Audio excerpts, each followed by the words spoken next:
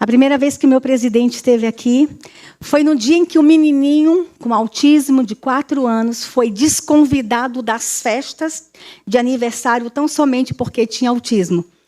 E esse ministério fez uma festa para ele. E o presidente veio comemorar o aniversário dele aqui. Esse é o líder que governa esta nação. Esse homem que pensa em todas as crianças. Obrigada, presidente. Basta de violência contra a criança no Brasil. Os números nos assustam. Os nossos telefones tocaram o ano passado, no ano de 2019, 2.500.000 vezes.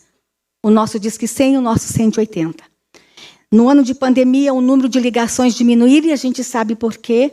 Porque as crianças estavam em casa e não na escola. E as maiores denúncias vêm da escola. E aqui fica um registro da preocupação do presidente e da ministra também, o que vai acontecer e que crianças vamos estar recebendo nas escolas agora, quando elas estão retornando, saindo de casa. Sim, nós temos crianças amarradas dentro do barril, dentro de casa, nesse período de pandemia. Nós temos crianças acorrentadas. Nós temos, nesse período de pandemia, crianças sendo torturadas, num profundo silêncio. Nós temos crianças sendo queimadas vivas. Vocês sabem da história que aconteceu nos últimos dias em Goiás.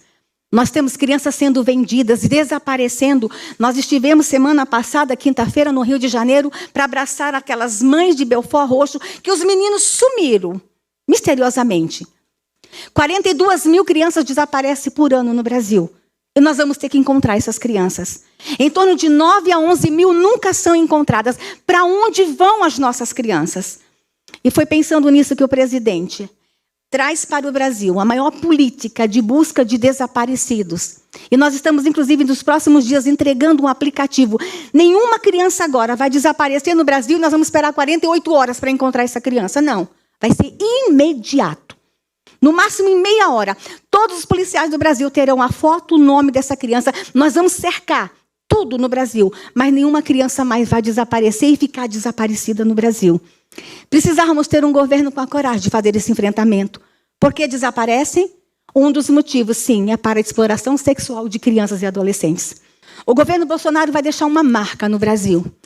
Eu nunca vi um governo, todo mundo falando de criança, o presidente deixar o seu gabinete para vir no ministério assinar um decreto de proteção da criança.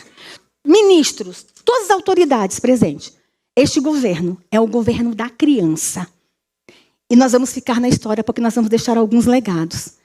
As próximas gerações vão falar deste dia, vão falar deste momento, vão falar deste governo.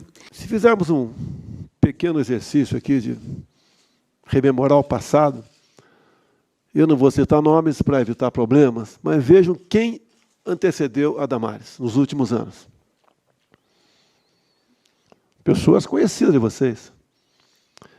Esse ministério no passado servia o quê e a quem? Não servia a população. E nem servia a questão dos direitos humanos.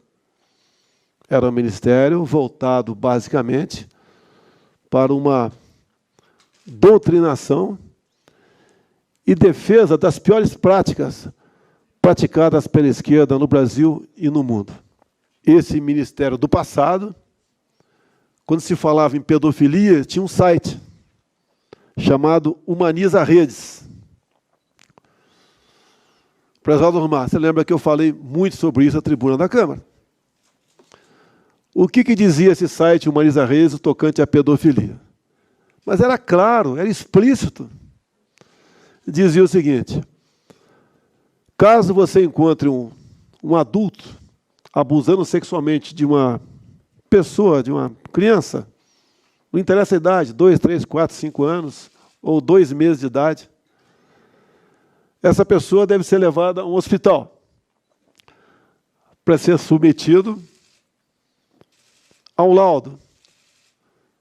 Caso ela sofresse de transtorno, esse adulto deveria ser levado para um hospital e não para uma cadeia. Ou seja, era proteção à pedofilia, era um estímulo à pedofilia. Até porque tinha gente, na época, do próprio governo envolvido em pedofilia. É só fazer um breve exercício.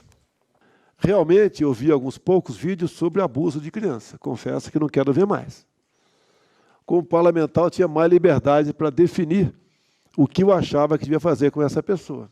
Como presidente, eu vou me violentar um pouquinho aqui e não dizer o que devia ser feito com essa pessoa. Porque não tem como você relativizar um tipo de violência como esse.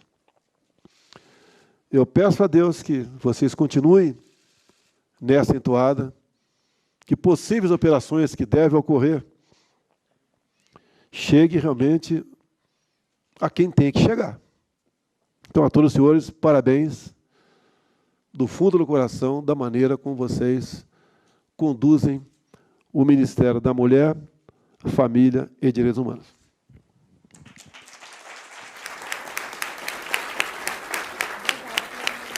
Está encerrada esta cerimônia.